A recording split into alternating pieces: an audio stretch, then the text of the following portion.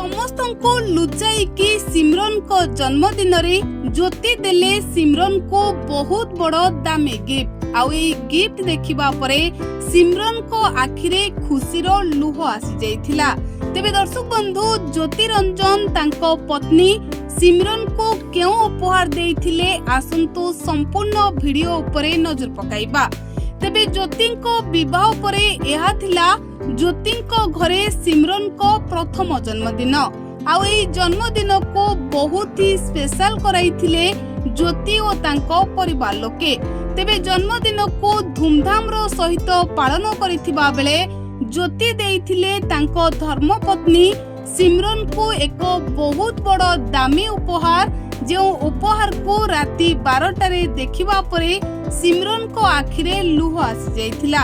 तो आपण माने एमितिरे जानिछंती ज्योतिंक बापा माँ सिमरन को केते अधिक भल पाउछंती। से सिमरन को केबे भी बहु नुहे बरं झियो भली स्नेह और भल पाइबा देउछंती।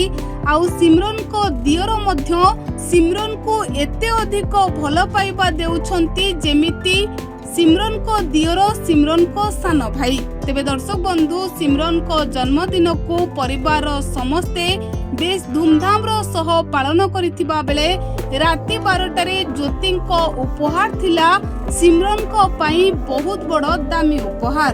कारण राति 12टारे सिमरन को मां को डकाई थिले ज्योति। आउ सिमरन को जन्मदिन रो सेलिब्रेशन रे जोग देइथिले सिमरन को मां। आउ सिमरन तांको मां को देखिबा परे खुशी रे कांदी मध्य पकाइथिले।